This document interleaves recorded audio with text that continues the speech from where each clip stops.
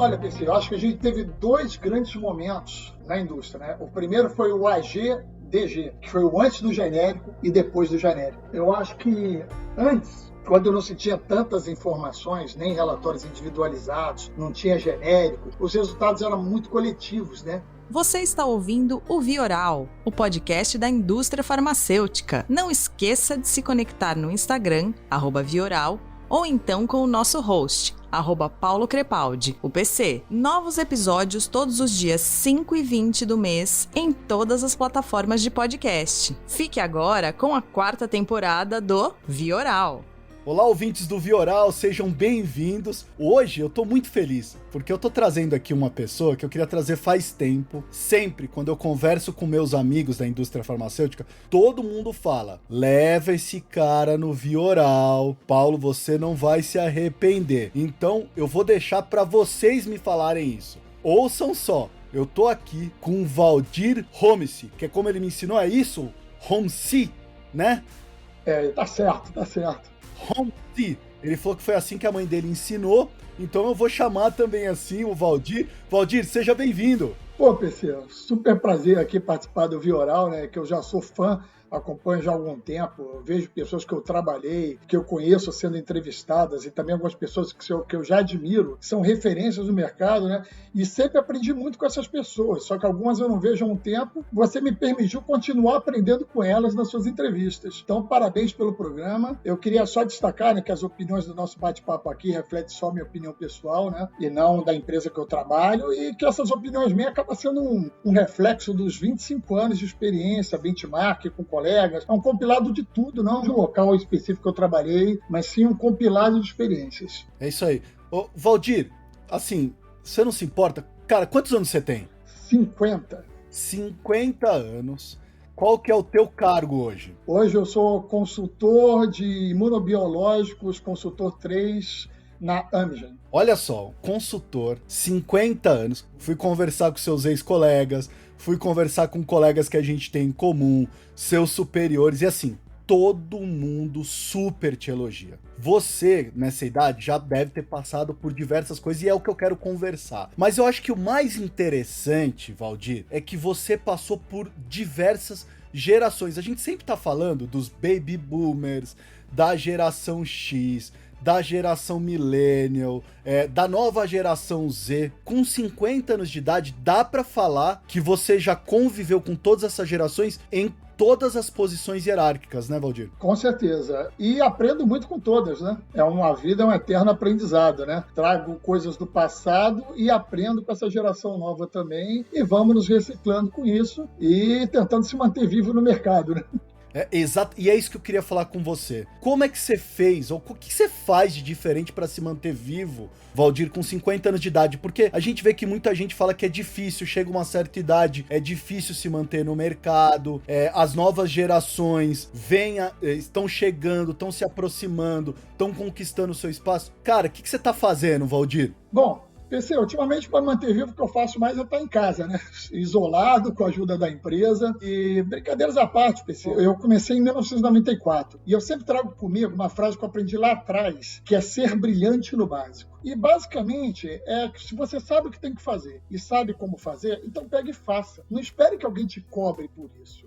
Lógico, se você não souber, você procura ajuda, mas o básico eu tenho que fazer isso, eu sei como fazer, deixa eu pegar e fazer. E uma lição que eu aprendi com uma das mentes brilhantes que eu tive o prazer de trabalhar, Luciano Finardi, não sei se você conhece. Lógico. Então, ele me disse o seguinte... Tá na Celgene agora, né? A Celgene, na verdade, foi incorporada pela Bristol, né? Então, pela Bristol, isso. Acho que ele está General Manager da parte da oncológica, mas aí também não tenho certeza. Mas ele me ensinou o seguinte: Valdir, se você é ruim em alguma coisa, em excelente outra, aprenda o que você não é bom, o mínimo necessário para você não ser mandado embora. E continue sendo excelente do que você já faz bem feito. Um exemplo, você não é bom de Excel, de PowerPoint? Aprende pelo menos a abrir, fazer o básico, fazer uma apresentação, não precisa ter gráfico, não precisa de animação, faz só o básico. Eu vi muitos colegas meus, há muitos anos atrás, nessa migração para os microcomputadores, jornadas e palmas, que resistiram, disseram que não iam usar aquilo, que eram excelentes vendedores, que não precisavam daquilo. E o que aconteceu é que eles foram engolidos por outros bons vendedores que não lutavam contra essa evolução da tecnologia e do trabalho, né? E eu sempre considerei isso um ponto forte mesmo.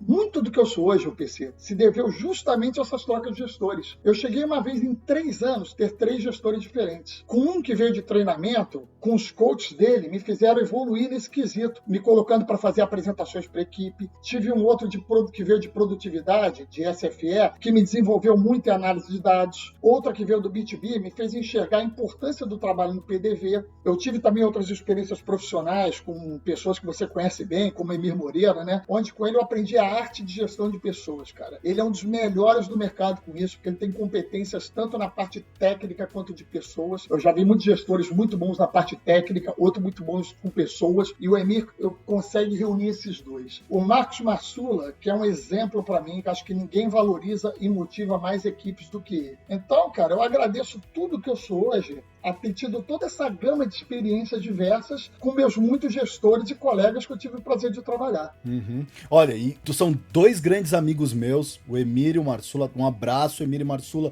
E o Emir, Valdir, foi a primeira pessoa quando eu falei assim, vou criar um podcast para a indústria farmacêutica. O Emir falou assim, pode me chamar. Ele é o primeiro episódio do Vioral. Eu vou deixar aqui na descrição do episódio, se você não ouviu esse episódio do Emir, para você ouvir, ele falou sobre viagem e liderança. E o Marsula também, cara, eu convidei, ele falou assim, óbvio que eu vou, Paulo.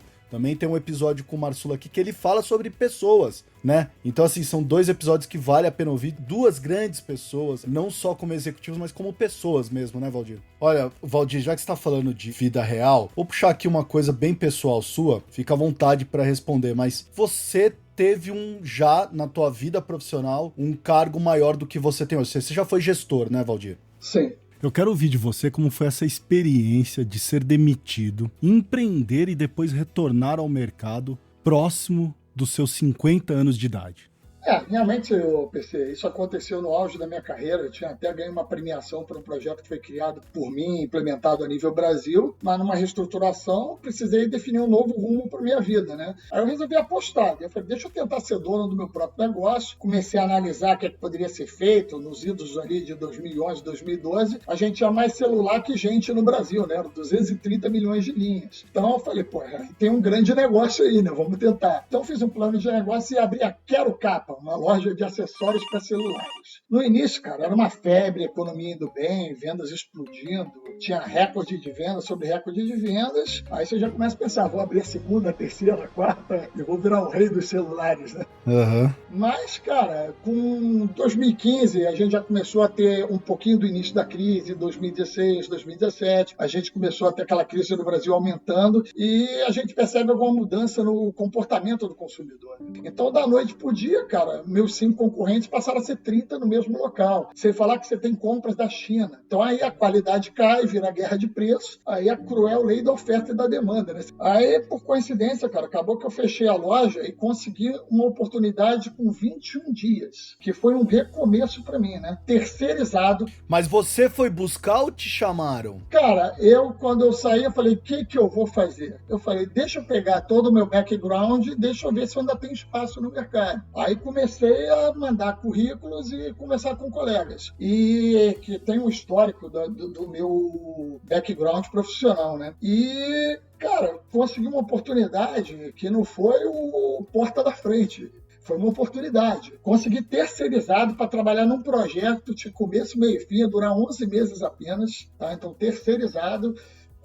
Tive que comprar um carro com as reservas que eu tinha ainda, tá? E, cara, a única coisa que eu tive a agradecer foi ter saúde para recomeçar. E tem uma piada que eu conto às vezes, que tem um executivo de multinacional que precisava contratar um gerente, aí a gerente de RH levou 30 currículos para ele. Aí ele falou, doutor, aqui tem 30 pessoas com MBA, formação, inglês, super profissionais, com experiência para o senhor entrevistar. Ele jogou os currículos para cima e pegou 3. Aí, mas doutor, por que o senhor fez isso? Ele falou, não quero trabalhar com quem não tem sorte. Então, se o cara deu azar de cair no chão, eu não quero trabalhar com ele. Deixa eu trabalhar com esses 3 que deram sorte. E eu dei sorte, PC, porque 4 meses depois abriu uma oportunidade efetiva dentro da empresa. Aí disputei há muito tempo, enferrujado, botei uma apresentação, botei o case todo, o business case, e consegui essa efetivação, né? Agora, o PC, o grande aprendizado como empreendedor que eu tive mesmo, que eu acredito que talvez trabalhando numa empresa regular as pessoas nunca vão ter, é que eu tive a oportunidade de ser CEO, CFO, CTO, marketing, financeiro, legal, tomava decisões de tirar um produto do mercado, de lançar um novo. Então você tem uma gama de habilidades, cara, que dificilmente você vai ter numa empresa essa oportunidade de passar por todas essas áreas internas, né? E o principal aprendizado também, cara, é você deixar de pensar como CLT. Você começa a pensar mais como um dono do negócio, né? Então, se o meu cliente hoje pede um desconto a mais, eu não penso no impacto que eu vou ter na minha venda, no meu prêmio, eu penso no impacto da empresa que eu trabalho, né? Quando eu estou rodando para procurar um estacionamento, tem um de R$25, eu acho uma vaga na rua por R$4, você pensa como dono do negócio, você vai parar na vaga de R$4, por que eu vou gastar 25 se não tem uma necessidade, se tem um aqui mais em conta? Então, isso foram os grandes aprendizados que eu tive. E...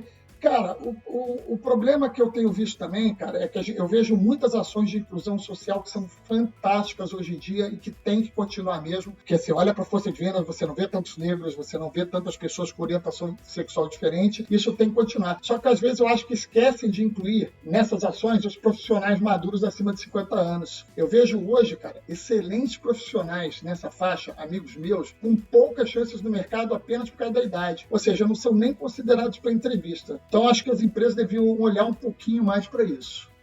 Ô Valdir, só para situar a galera do Vioral, com quantos anos você tinha quando você retornou como consultor? 47.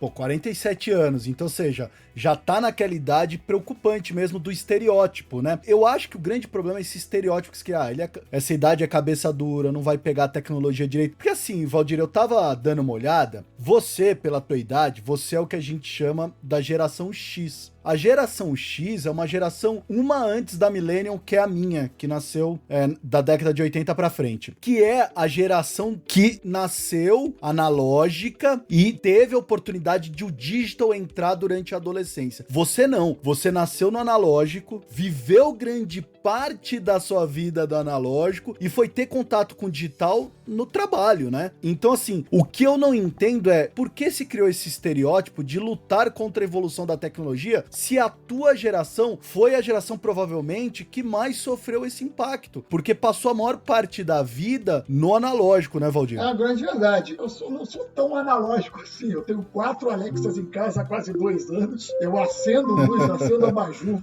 com comando de voz, eu baixo cortina. Então, tipo assim, eu sou um cara que sempre gostei de tecnologia, não profissionalmente, mas sempre foi um tema de interesse meu. Eu sempre fui muito early adopter, né? Sempre gostei de me atualizar, e eu vejo que você é muito assim também. Por isso eu sempre gosto de seguir você, que às vezes tecnologias que eu deixo passar, eu vejo que... Eu falei, peraí, o que é isso aí que o PC tá falando? Deixa eu aprender aí.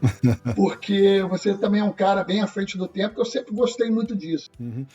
Ô Valdir, com 47 anos, você tinha alguma tática o pessoal ia te entrevistar, você tinha alguma tática, tipo, já quebrava a barra e falava, ó, cara, 47 anos não significa nada, ou você percebia que as pessoas, quando você via a tua idade, falava alguma coisa, havia um preconceito assim, tinha alguma tática sua pra quebrar já esse estereótipo? Eu acho que, contando um pouco o meu background, minha experiência de vida, a pessoa acho que fica preocupada se você é resistente à inovação e novos aprendizados. Eu acho que a maior barreira que eu vejo hoje, que as pessoas têm com os profissionais mais maduros, é isso. E na conversa, na entrevista, eu consigo mostrar que eu sou uma pessoa atualizada. Então, a pessoa, ao ver, às vezes, que você é atualizado, até às vezes mais atualizado que pessoas mais jovens, aí acho que você já quer esse estigma, aí a conversa muda, aí a pessoa já se abre mais. Você derruba aquele preconceito da idade, que na minha visão, uma percepção minha, é uma ideia de, cara, esse cara não tem mais saco para estudar, essa pessoa não vai querer mais aprender nada, essa pessoa vai vir com as ideias dela do passado e não vai querer aprender coisas novas. E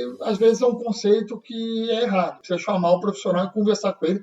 E eu acho que isso é uma coisa que precisa ficar claro também na mente das pessoas, quem tá recrutando, os gestores aí que estão ouvindo o Vioral, de que ser digital digital não significa que eu preciso saber programar, mas eu preciso pelo menos entender o que significa programar, né? Não que eu precisa ter habilidade a usar uma determinada tecnologia ou ser um early adopter, mas pelo menos eu preciso ter o interesse de buscar entender, né? Ah, eu não quero ter uma Alexa em casa. Não é que você é obrigado a ter uma Alexa em casa, mas você sabe o que é uma assistente de voz? Você sabe do que ela é capaz? Você tá pelo menos informado? Eu acho que isso é mais importante do que a habilidade de usar tecnologia, né, Valdir?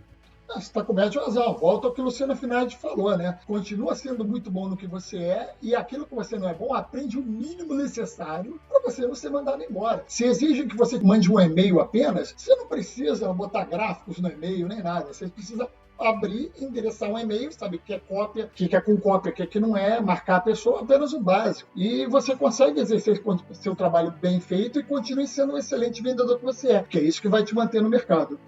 Ô Valdir, como eu disse, eu te stalkeei. Você é um ex-liliano. Todo ex-liliano que eu converso daquela época, eu tô falando aí de muitos anos atrás, da década aí, vamos colocar assim, da década de 90 pros anos 2000, todo mundo fala do treinamento, da área de treinamento da Lili. Assim, não tem uma pessoa que não fala assim, cara, o que eu aprendi no Lili, eu nunca vi igual. Não tô falando que as indústrias farmacêuticas hoje fazem errado, mas todo mundo sempre fala de que a área de treinamento era muito diferenciada. Eu queria entender isso, cara. O que vocês treinavam? Quais eram esses pilares de aprendizados? Não se falava de produto? O que era isso? Realmente, a Lili foi uma grande escola para todos, né? Tanto é que se você pegar o número de presidentes e diretores que começaram na Lili, é uma lista bem grande, né? Sim. Foram excelentes profissionais. Tanto é que quando eu citei meu background, tudo que eu sou hoje se deveu a vários gestores muito bons em várias áreas, foi justamente por causa disso. Na minha época, PC, a gente está falando de 3 semanas de treinamento, que até a brincadeira que era em Santos era o Mendes Presídio Plaza, que você ficava 3 semanas realmente focado em treinamento, com aula o dia inteiro de doença e de produto. No dia seguinte você tinha uma prova sobre o tema do dia anterior e uma apresentação em equipe sobre o tema. Então a equipe toda tinha que preparar, ou seja, você acabava de ter aula o dia inteiro, aí você tinha que se preparar para ter uma prova no dia seguinte e também preparar uma apresentação em Flipchart na época, porque ia escolher um da equipe para poder apresentar. Então você tinha que estar pronto para tudo, né? Passando a noite montando apresentações. Eu acho que nessa época, cara, o treino era muito mais puxado do que nos dias de hoje, tá? E que após tanto treinamento, cara, simuladas que você fazia, a gente estava pronto para tudo no primeiro dia de campo. Você treinava muito, muito, muito mesmo, de uma forma imersiva muito forte. Eu acredito que hoje você não tem mais esse intensivão, mas a gente tem também novas técnicas de aprendizado. Eu não tinha uma fita VHS com todas as aulas. Hoje você assiste a hora que você quer. Você está no consultório, você pega seu celular, você assiste a aula que você teve ontem, anteontem. Então você tem outras formas de manter o aprendizado. Você tem podcasts, você pode tirar dúvidas, você pode fazer uma reunião de Webex e tirar dúvidas com o colega. Colegas, eu estou com dificuldade neste ponto. Então você tem outras oportunidades também, né? Eu tenho um exemplo também, cara, que foi fantástico. Pegaram e relataram um remédio fictício pra gente, apenas ouvindo. Olha, estamos lançando o Crepaldi X para a doença de depressão. Esse remédio contém isso, a dosagem é tal. Ficou uns 4 minutos de áudio e deram uma prova de retenção pra gente. PC, a média da nota foi 30%. Uau. Aí pegaram um outro exemplo e colocaram o áudio com a imagem projetada, como se fosse o nosso Visual Aid. Então, ou seja, botaram um outro produto e fictício com vários detalhes técnicos e com a imagem. A taxa de retenção foi 70%. Uhum. Ou seja, você não precisa chegar para a sua equipe e falar, cara, o Visual Aid é importante, porque foi provado dentro do treinamento uma técnica lúdica, tipo assim, cara, você viu, você não conseguiu reter só ouvindo. E quando você viu a imagem, a retenção foi muito maior. Então, esse tipo de treinamento realmente era muito rico. Sim. E eu acho importante também a gente entender assim, existe a educação estruturada, que era da Lili 3 semanas, prova, ou seja, vocês eram muito mais passivos no aprendizado do que ativos. Perfeito.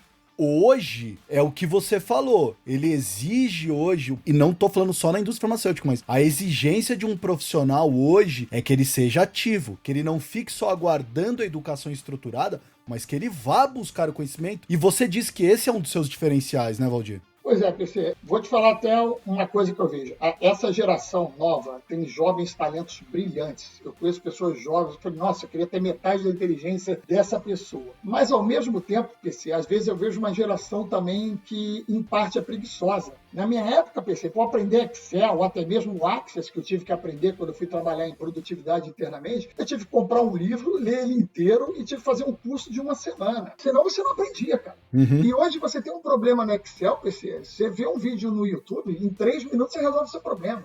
Se tu assistir um vídeo de 1 hora, você já está explicando para os outros. Se tu assistir um vídeo de 3 horas, você já está dando uma aula sobre o assunto. E mesmo assim, cara, a gente ainda escuta de algumas pessoas, olha, eu não sei fazer isso, me ajuda? Mas a pessoa nem abriu para tentar, nem procurou a solução. Ela quer uma solução muito fácil, ela quer que você dê a resposta para ela. Ela não se dá o trabalho, às vezes, de ir em busca da informação.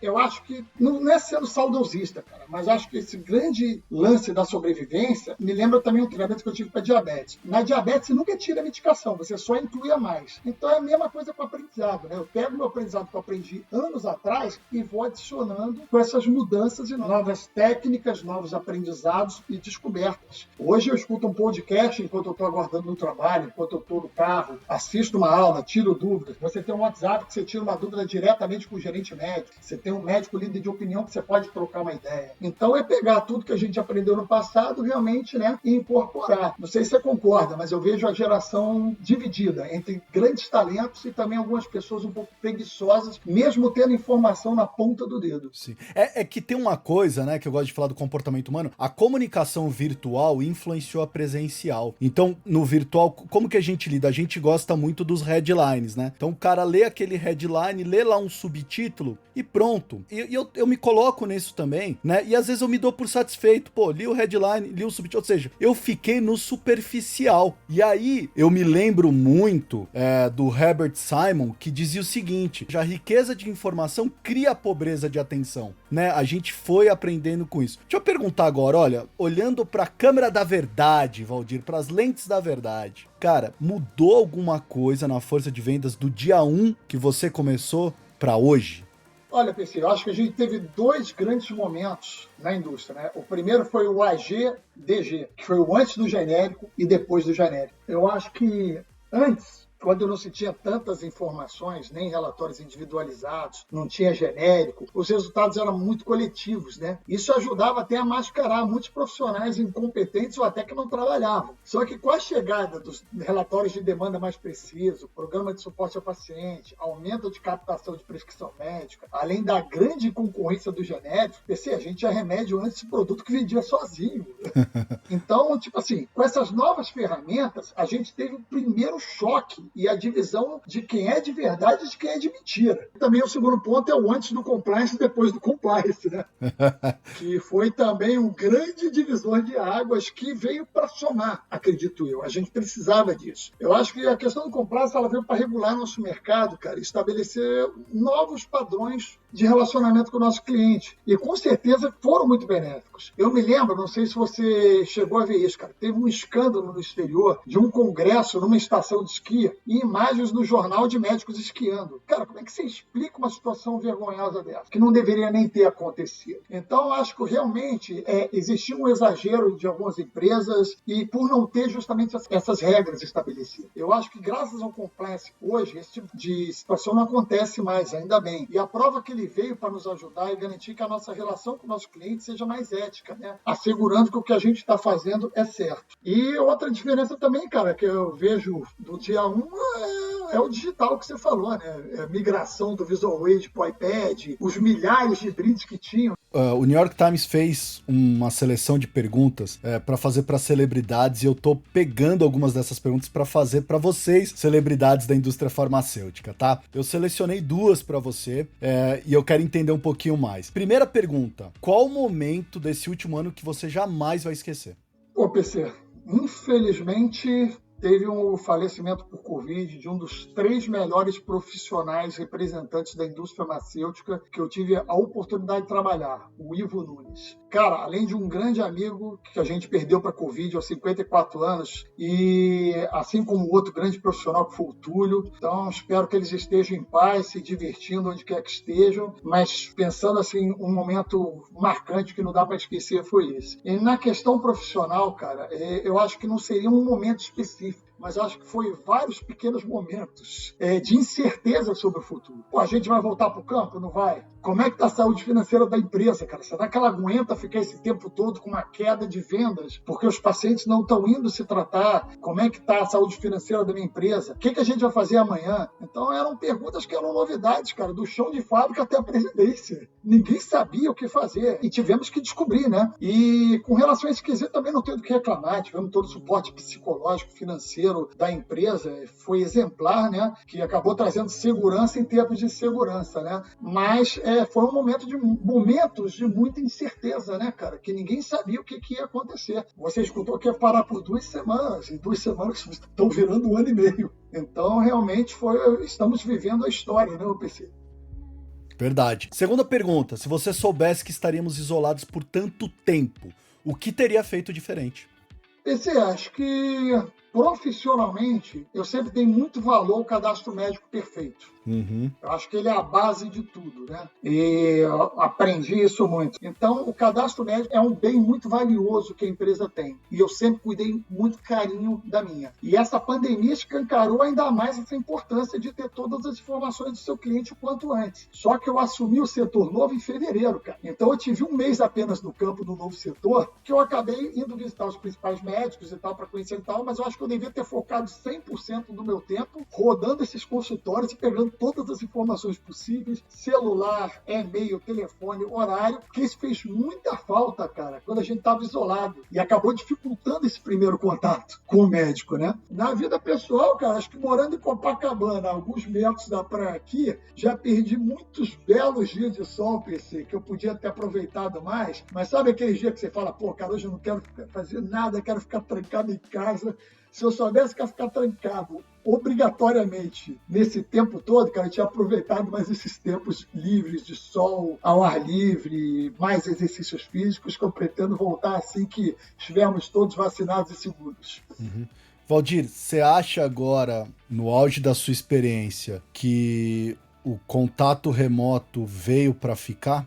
PC, eu acredito o seguinte, nada vai substituir o face-to-face. Porém, ele veio para somar e muito. Ele veio para ajudar. É um complemento muito, muito, muito importante. É uma arma a mais que a gente tem no nosso repertório para contatar nossos clientes. Então, tipo assim, eu particularmente achei fenomenal a oportunidade de estar falando com meus clientes, que uma percepção que eu tenho que, às vezes, com a pressão de um médico que chegou atrasado no consultório, com uma fila de pacientes esperando, ele abre a porta, vai lhe atender, ele te dá, às vezes, um tempo menor com a pressão que ele tem de vários pacientes atrás dele. Você tem uma pressão de colegas seus também precisando falar com ele ali. E quando ele abre a agenda dele para visita remota, visitas que antes demoravam 5 minutos viram 30 minutos de bate-papo, de conversa sobre paciente, como o seu produto pode ajudar o paciente, perguntas que às vezes, poxa, no face-to-face ali, com a pressão do tempo, ele nunca fez essas perguntas, ele nunca mostrou essas dúvidas. Talvez por falta de tempo, ele já pensando nos problemas que ele tinha, e a partir do momento que na visita remota ele abriu aquele espaço para você,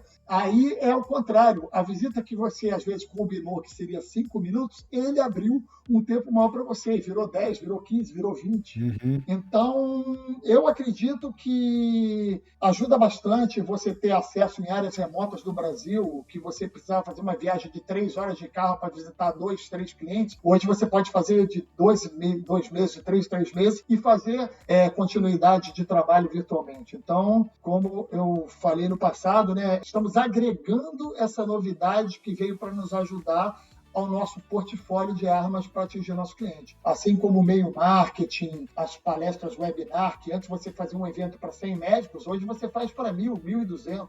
Então, realmente, acho que veio para ajudar muito essa revolução digital, que, infelizmente, por causa de uma tragédia como a pandemia, ela foi necessária, né? Uhum. O que você espera do futuro, Valdir? Cara, eu acredito sempre no picos e vales, né? Estamos passando pelo vale e vamos para o pico agora. O amanhã vai ser melhor. Tivemos muitos aprendizados a valorizar mais a vida, a cuidar mais da nossa saúde e nova forma de trabalho. Acredito que as pessoas vão aprender agora a valorizar mais a liberdade de estar na rua, de aproveitar esses momentos. Eu acredito num futuro bem melhor mesmo. Se o mundo científico conseguiu parar para resolver um problema em 1 ano e resolveu, imagina se juntar esses esforços todos para resolver qualquer outro problema. Então, acredito num futuro melhor, cara, com muitos aprendizados desses tempos difíceis que estamos vivendo hoje. Valdir, eu só tenho que te agradecer por esse bate-papo. Foi um prazer conhecer mais da sua história, ouvir das suas experiências. E você está no seu auge, aos 50 anos de idade, você vive o melhor de si. Pô, eu que agradeço, PC. Você deu alguns exemplos aí, como eu digo, eu sempre aprendo com você, né? Então, é um prazer enorme estar aqui participando do seu programa, que eu vi pessoas convidadas que eu admiro bastante, então só tenho a agradecer. Obrigado aí pela sua oportunidade do nosso bate-papo. Maravilha, gente. Então esse foi mais um episódio do Vioral. Eu fui. Você ouviu o Vioral, o podcast da indústria farmacêutica. Para se conectar é fácil, vioral.com.br, @vioral no Instagram, ou então envie um e-mail para vioralhealthcare@gmail.com. Até a próxima dose oral quinzenal para seus ouvidos.